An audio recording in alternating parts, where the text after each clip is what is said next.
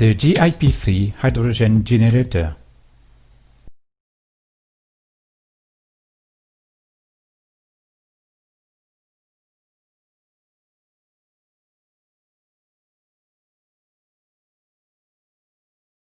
Presentation at the GIP3 Type H2 generator.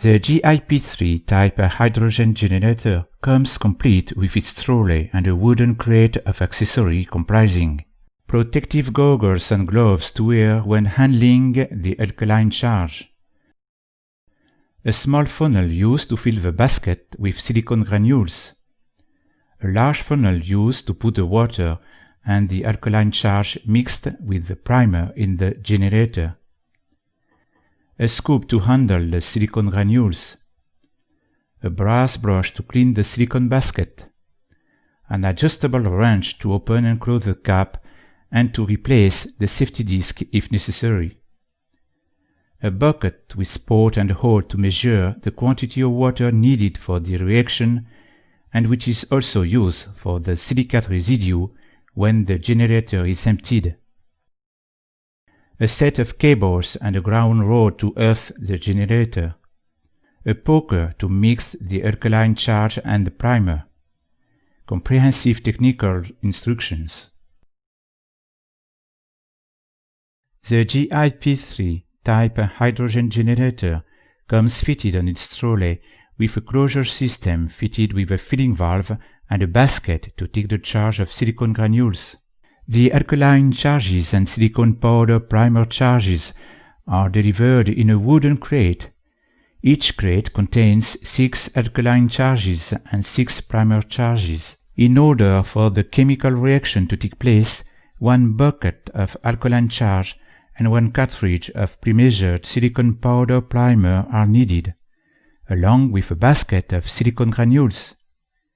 1 20 liters bucket contains silicone granules. The basket should be fixed to the closure system using the chain, while supports are provided on the trolley to hang the basket of silicone granules and the closure system. The new GIP3 cylinders are smaller than the previous ones, but operation at the generator and the quantities of reagents remain strictly the same. Note, however, that the chain and the new baskets is shorter. The baskets now supplied as spare parts are designed for use with the new GIP3 cylinders. If these new baskets are used with the previous type of GIP3 cylinders, it will be necessary to lengthen the chain. The baskets are supplied with additional links shown in red here, so that the chain can be lengthened for use with the previous type of cylinders. Whatever the case, when the basket has been installed in the generator, it must not touch the bottom of the cylinder, because it might get jammed after the reaction. Before using a GIP3 generator, the date marked on the neck of the cylinder must be checked. Every 5 years, at the owner's request, an approved authority in the presence of an expert from the appropriate national authority must subject the cylinder to a test of its specific proof pressure marked by the manufacturer on the cylinder button. This expert checks that the test complies with requirements, then delivers the proof testing certificates after applying a stamp on the cylinders. After 15 years of use, cylinders must be scrapped, whether it has been used or not. Safety instruction to be strictly applied. The GIP3 chemical generator may be used outdoors or indoors. The hydrogen produced by the generator is an inflammable, odorless, colorless and very light gas. When using any item of chemical hydrogen equipment, it's very important that the procedures applying to a hydrogen installation are complied with, along with relevant safety instructions. It's strictly forbidden to smoke in hydrogen preparation premises or anywhere close to the generator. It's strictly forbidden to bring a flame of any form or kind into the premises or anywhere close to the generator. Mobile telephones must be switched off or left outside the hydrogen preparation premises when the generator is being used. The hydrogen preparation premises must be very well ventilated on a permanent basis by means of air vents located high up and low down on opposite walls. It's always best to use the generator outdoors. Lighting installation and switches installed in the premises in which the hydrogen generator, storage cylinder, and inflation post are located must without fail be at the explosion-proof type and approved for hydrogen. Avoid installing power outlets even if they are explosion-proof and approved for hydrogen. It's forbidden to use portable or any other kind of electrical equipment inside the hydrogen premises. Ensure there is a powder extinguisher close by, minimum capacity 10 kilos, and which must be checked once a year by an approved authority. The generator premises must be reserved for the sole purpose of producing hydrogen. Forbidden to any person not using the equipment.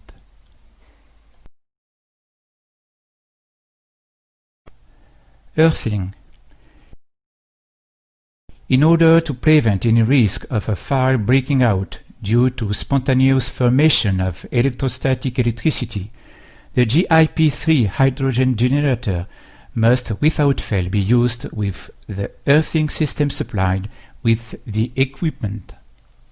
The earthing cables between the cradle and the ground rod, and between the ground rod and inflation sleeve, can be installed permanently immediately the generator is placed in position. The wing nuts are used to fix the cables and must be screwed very tightly home. The cradle and filling valve are connected using the small earthing cable, which can only be installed once the reagents have been put in and the closure system screwed down. The galvanized steel ground rod must be driven 1 meter into the soil, which should preferably be damped. When used indoors, the earthing cable can be connected directly to the building's ground lead. Preparing the alkaline charge. Each time before use, check that the appliance is empty by tipping it over. If the generator is still damp, leave it to drain.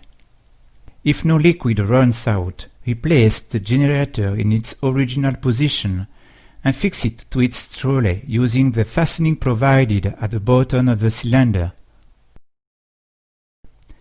Check the lubrication and, if necessary, grease the inside and outside of the cylinder neck.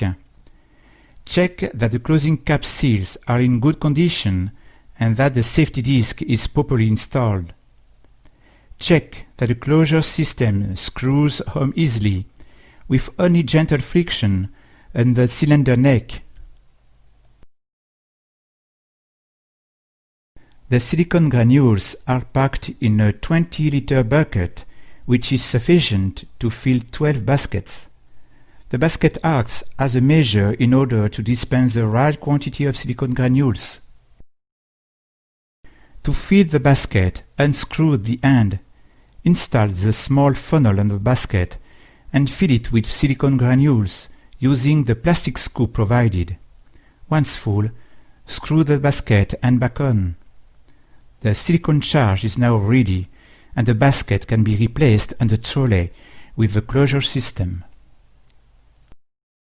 It is extremely important to take all precaution to avoid any risk of burns due to the mixture of caustic soda and potash making up the alkaline charge. The general rule is to use the gloves and protective goggles provided. It is very important that the generator be filled only with the special products provided for this purpose. The degree of purity of the silicon metal, and above all the granulation quality, play a crucial role in terms of the quickness of the reaction. The degree of purity of the products making up the chemical charge means that the reaction is complete, leaving practically no solid residue. To avoid any risk of accident, work in the shade during the hottest period of the year. To obtain the chemical reaction, use one alkaline charge only. Pour the contents of the alkaline charge into the bucket with a spout. Check that this is dry beforehand. Add the primer containing powdered silicon. Then mix the using the poker to obtain a homogeneous mixture with no solid lumps. The quantity of reagents must be increased to obtain more hydrogen under any circumstances whatsoever. Any change in the quantities would have an adverse effect on proper operation of the generator and indeed its safety. Place the big funnel on the generator, fitting the locating pin into the notch in the cylinder neck. Then use the funnel to pour the powder mixture into the generator. Remove the funnel. Insert the basket in the cylinder and hang the closure system on its support. The funnel has a recess to take the chain connecting the basket to the cap. Clean the cylinder neck if necessary. Replace the funnel on the generator, putting the basket chain in the groove in the funnel. Producing hydrogen. Fill the bucket with spout with 13 liters of any kind of water up to the overflow level. Take care to ensure that the water never exceeds 25-30 degrees in temperature, or else splashing will occur. The reaction will start slowly when the temperature is low, and then accelerate very quickly as the temperature rises. If hot water is used, liquid will be ejected out of the cylinder neck, and the user will not have time to screw on the closure system cap. Pour the water into the cylinder using the funnel. The reaction will start as soon as the water enters the cylinder. Immediately after pouring in the water, remove the funnel and screw the closure system onto the generator. It must be screwed fully home by hand. This is essential for safety and to avoid damaging the seals. Use the adjustable wrench to tighten the hexagonal nut below the filling valve. Make the earth connection for the filling valve using the wing nut. Put the generator in the vertical position and shake it for 1 to 2 seconds. Check that the filling valve is open to allow the first few liters of hydrogen produced to clear the air out of the generator. This operation has to be done before pouring in the water. Wait about 2 minutes, then close the valve. The reaction gradually starts and the bottom of the generator warms up. After a while, the exact time depending on the ambient temperature, the pressure starts to rise slowly at first, then faster. When it reaches 50 bars, completely loosen the nut located below the filling valve. There is no need for it to be tight home, and loosening it will make it easier to open the appliance once all the gas has been emptied out. When the pressure reaches 80 to 100 bars, shake the appliance again for a few seconds to make any silicon which might have stuck in the top of the basket fall free. During the first few operations to produce hydrogen, and above all when using it for the first time, do not worry if any fumes are given off by the paint and the generator.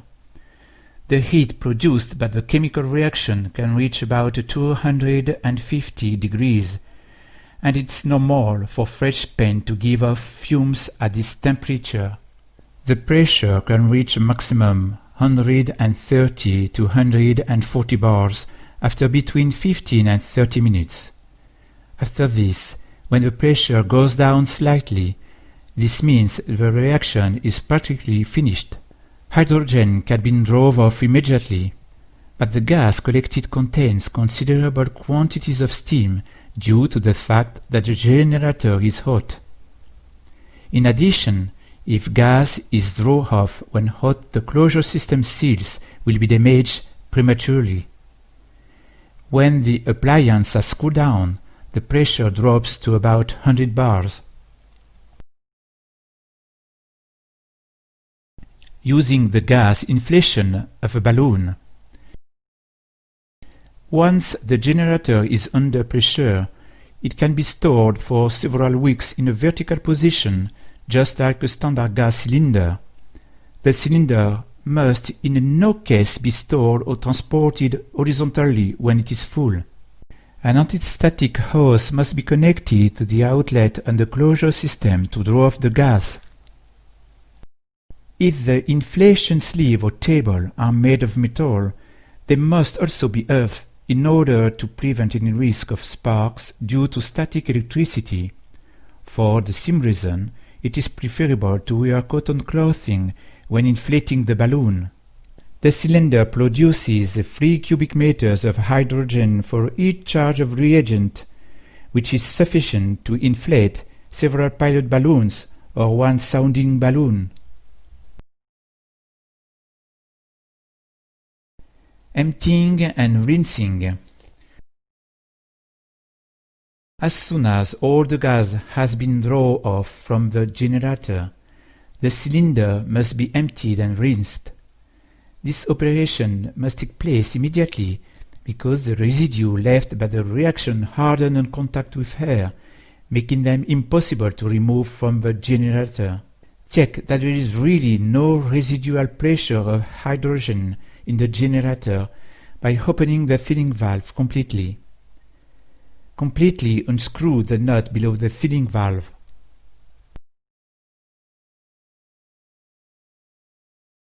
During rinsing, put the protective gloves and goggles. Remove the closure system cap and basket. Half-fill the cylinder with water to dilute the residues. Once diluted with an equal quantity of water, the waste left over from the reaction no longer presents any risk. Release the fastening at the base and gently lift the cylinder, holding it by the button. Tip the generator very slowly so that the residue runs out into the bucket without any splashes. The waste which runs out when the generator is emptied is a liquid containing a small amount of leftover silicon. Then tip the generator into the horizontal position and rinse it using a watering hose, for example. Tip the cylinder completely upside down and leave to drain. Rinse the basket and clean it using the brush. Open the basket to check that no silicon granules remain stuck inside. Don't forget to rinse the various accessories and then leave them to dry. Replace the basket and closure system and the trolley and leave everything to dry. Once it has dried, the generator is ready for another hydrogen generation procedure.